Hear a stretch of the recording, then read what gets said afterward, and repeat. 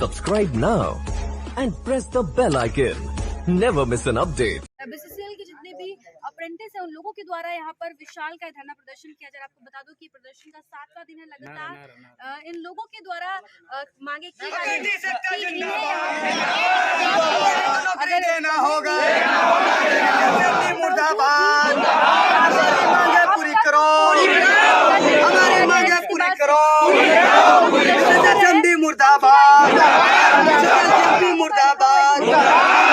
हमारी मांगे पूरी करो।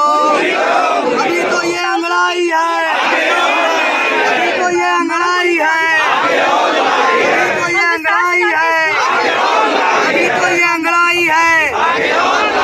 किसको नौकरी देना होगा। मामला ये है कि हम लोग विगत 3 वर्षों से लगातार अप्रेंटिस प्रशिक्षुओं के रोजगार के मांग को लेकर लगातार हम लोग प्रोटेस्ट करते आ रहे हैं और अभी विगत 7 दिन से लगातार धरना प्रदर्शन पे कोयला भवन मुख्यालय के बाहर बैठे हुए हैं। हमारा मांग ये है कि हम लोग यहाँ के बीसीसीएल के आईटीआई के अप्रेंटिस प्रशिक्षु हैं। हम लोग 1 वर्ष का अप्रेंटिस प्रशिक्षण पूरा करने के बाद हम लोगों को किसी भी प्रकार का रोजगार मुहैया नहीं करवाया जा रहा। और दूसरा कि कंपनी कोई नियोजन नीति भी नहीं बना रही है, जबकि कोल इंडिया में भारी श्रमिक की कमी है। लोग निरंतर सेवानिवृत्त हो रहे हैं। कंपनी मैन पावर को सरकार के पास शॉर्टेज दिखा रही है आउटसोर्सिंग को जोड़ के, और बोल रही है कि हमारे पास मैन पावर जो है सरप्लस है।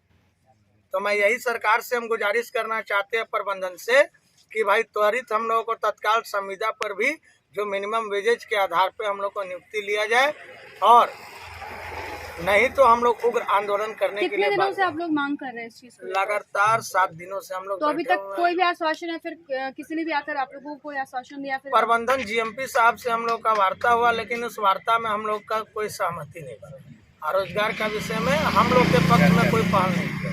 अगर ये मांग पूरी नहीं होती तो क्या करेंगे आप लोग आने वाले समय? हमारी ये मांग पूरी नहीं होगी तो मैं भारत के तमाम नागरिकों को ये सूचना देना चाहता हूँ।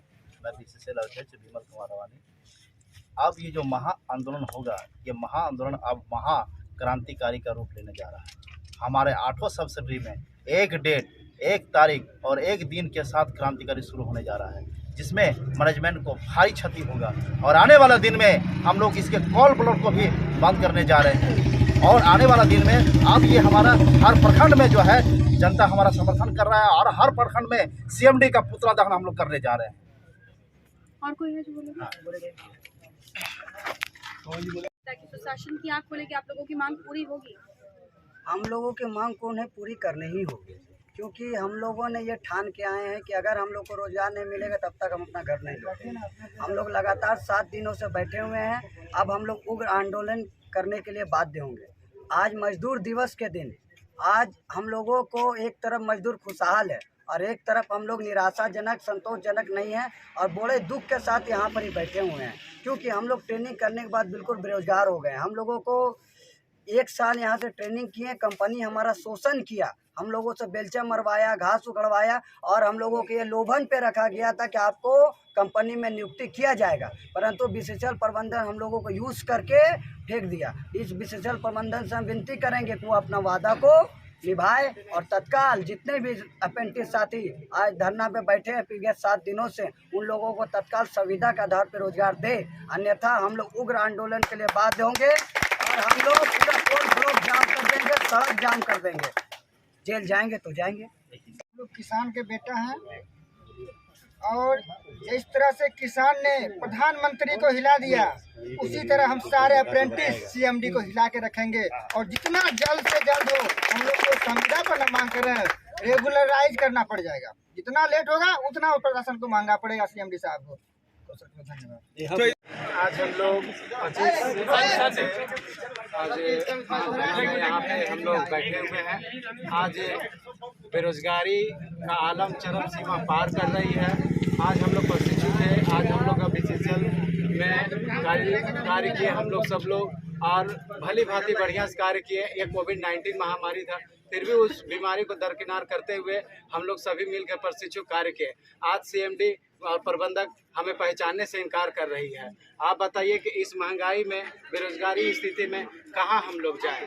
आज जो हम लोग नवयुवक थे, आज ये उम्र थी काम करने के, आज ये उम्र थी कोल इंडिया को शिखर तक पहुंचाने के, मगर आज ये उम्र क्या हो गई है कि हम लोग झंडा डंडा धरना प्रदर्शन के लायक हमें ये प्रबंधक बना के छोड़ दिया गया। तो हम यही कहना चाहते हैं कि आने वाला समय में जिस तरह से हम लोग को शोषण किया गया है और परेशान किया गया है, नियोजन से हम लोगों को बाधित किया गया, इसलिए सब कुछ अब हम लोगों का मांग जायज़ है, इसलिए सीएमडी को मानना होगा और हम सभी प्रशिक्षुओं को नियुक्ति जल्द से जल्द देना होगा, जिससे हमारा पालन हो सके घर परिवार का और हम कोल इंडिया को शिखर तक पहुंचाने का कार्य करें।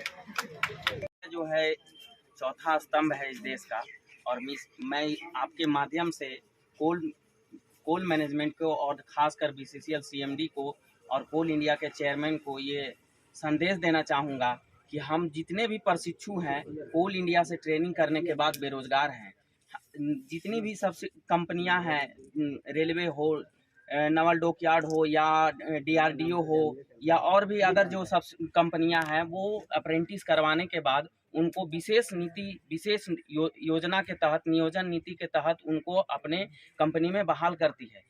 लेकिन बीसीसीएल ऐसा कुछ भी नहीं करती है, ये तो वैकेंसी निकाल ही नहीं रही है और ना कोई नियोजन नीति बना रही है। हम लोग यहाँ से ट्रेनिंग करने के बाद बिल्कुल बेरोजगार हैं और हमारे ऊपर कोई ध्यान नहीं दिया जा रहा है। अगर बीसीसीएल मैनेजमेंट इस पर जल्द से जल्द संज्ञान नहीं लेती है तो हम लोग केंद्रीय स्तर तक आंदोलन करने के लिए बाध्य होंगे। कोल ब्लॉक को जाम करेंगे, चक्का जाम करेंगे। कोल इंडिया के जितने भी सब्सिडरी है, 8 सब्सिडरी में हम लोग जितने भी प्रशिक्षु हैं वो आंदोलन करेंगे और इनको एक कड़ा संदेश देंगे कि आप अगर हमें बहाल नहीं करते हैं तो हम कुछ भी कर सकते हैं और आपके सब्सिडरी को नुकसान पहुंचा सकते हैं। इसलिए अभी भी मैं इनसे यही आग्रह करूंगा कि हमारी जो मांग है नियोजन की, रोजगार देने की, उन पर जल्द से जल्द संज्ञान ले और हम लोग को बहाल करने का कोशिश करें। देखिए, ये जो है कोल इंडिया अपने आप को सोच रही है कि हम जो कर रहे हैं सब सही है। आंदोलन को ये हम लोग के आंदोलन को मजाक समझ रही है।